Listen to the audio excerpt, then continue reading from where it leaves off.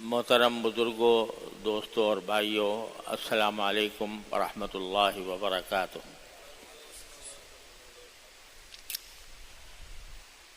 اللہ تعالی جلالہ کا فضل و کرم ہے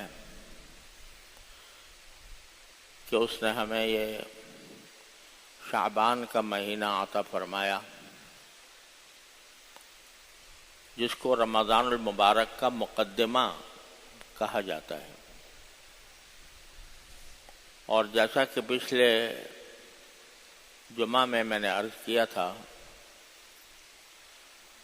رسول کریم سرور دو عالم صلی اللہ علیہ وسلم اس مہینے میں بکثرت روزے رکھا کرتے تھے، اور اس کی جو 15ویں شب ہے، جو انشاءاللہ آج مغرب کے بعد سے شروع ہونے والی ہے، اس کو اللہ جل جلالہ نے خصوصی برکت کی رات بنایا ہے۔ اور اس رات میں اللہ تبارک و تعالیٰ کی بارگاہ میں حاضر ہو کر زیادہ سے زیادہ عبادت کرنا، یہ بہت موجب اجر و ثواب ہے۔ اس معاملے میں ہمارے معاشرے میں کچھ افراط و تفریط پائی جاتی ہے۔ کچھ حضرات وہ ہیں جو یہ کہتے ہیں کہ شب برات کی فضیلت کی کوئی حقیقت نہیں، اور مثلا اگر آپ سعودی عرب جائیں اس زمانے میں، تو وہاں نہ صرف یہ کہ اس رات میں جاگنے کا یا اس رات میں خصوصی عبادت کرنے کا کوئی اہتمام نہیں ہوتا، بلکہ اس بات کی تردید کی جاتی ہے کہ شب برات کوئی ایسی رات نہیں ہے جس کے بارے میں کچھ خصوصی احکام دیے گئے ہوں۔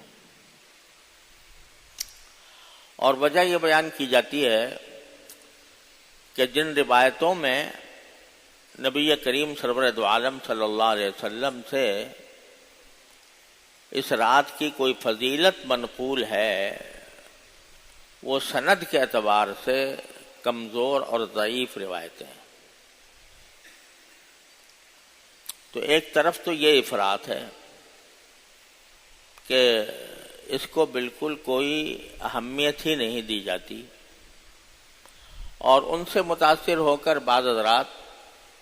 خود ہمارے معاشرے کے اندر بھی بر صغیر میں ایسے پائے جاتے ہیں جو اسی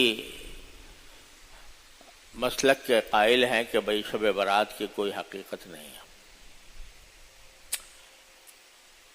یہ بات اس لیے درست نہیں ہے کہ شب برات کی احادیث ایک مرتبہ میں نے جمع کروائی اپنے ایک ساتھی سے، تو پتہ چلا کہ شب برات کی فضیلت کی احادیث 17 صحابہ کرام سے مروی ہے۔ 17 صحابہ کرام رضی اللہ تعالیٰ عنہم سے روایت ہے اس کی کسی نہ کسی فضیلت کے بیان کی۔ تو یہ قاعدہ ہے محدثین کا بھی کہ اگر ایک روایت چاہے انفرادی طور پر اس کے راوی میں کوئی کمزوری ہو، لیکن وہ اتنے مختلف طریقوں سے اور اتنے مختلف صحابہ کرام سے مروی ہو کہ ان کے بارے میں یہ سمجھنا کہ یہ سب نے گھڑ کے بنا دی ہے، یہ محدثین کے نزدیک بھی صحیح طرز عمل نہیں ہے۔ ایک بات تو یہ ہے کہ 17 صحابہ کرام سے مروی، اور ان میں سے بعض احادیث ایسا نہیں ہے کہ ساری کی ساری ضعیف ہوں، کچھ ایسی بھی ہیں جو ضعیف نہیں ہیں۔ اور دوسری بات یہ ہے کہ ایک کسی بات کے اوپر اگر امت کا تعامل چلا آتا ہے، یعنی صحابہ و تابعین کے دور سے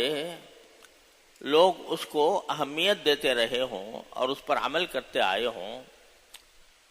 تو محض اس وجہ سے کہ بھئی اس کی سند ضعیف ہے اس کو رد نہیں کیا جا سکتا۔ اس لیے یہ بات تو غلط ہے کہ شب برات کی کوئی فضیلت نہیں، کوئی اہمیت نہیں، یہ بات تو درست نہیں ہے۔ البتہ لوگوں نے اس کے اندر کچھ اپنی طرف سے چیزوں کا اضافہ کر دیا۔ حقیقت تو صرف اتنی تھی کہ اس رات میں چونکہ اللہ تبارک و تعالی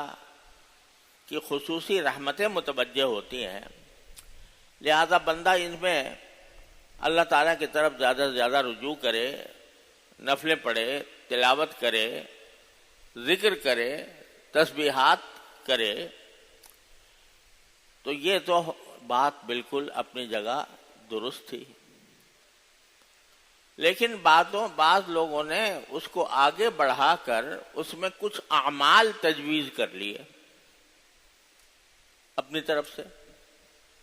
جو نہ قرآن میں، نہ حدیث میں، نہ صحابہ کرام کے عمل میں، نہ امت کے تعامل میں، ایسی چیزیں اپنی طرف سے بڑھا لی۔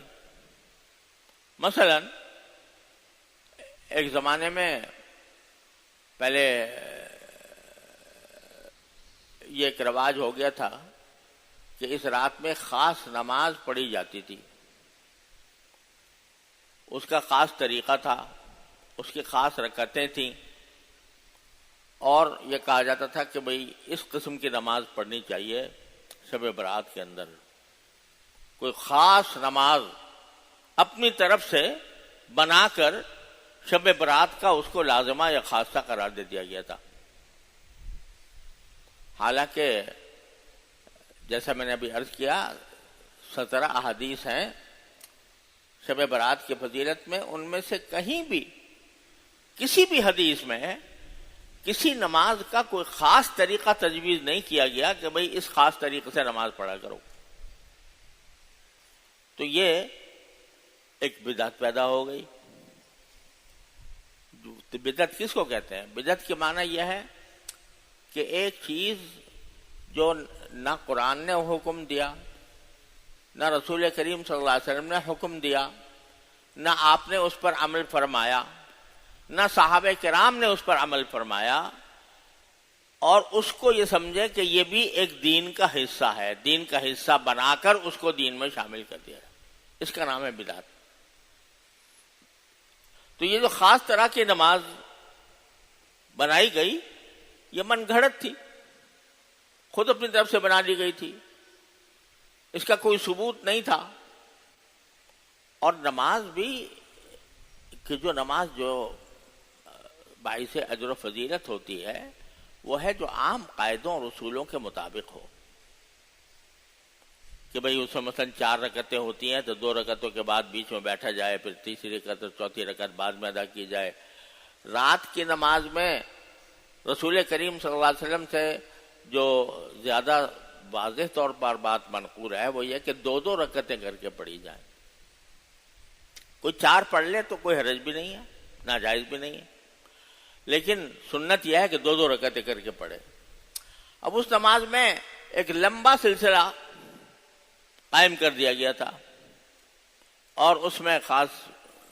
صورتیں متعین کر دی گئی تھیں کہ بھئی فلاں رکعت میں یہ صورت پڑھو، فلاں رکعت میں یہ صورت پڑھو، وغیرہ وغیرہ۔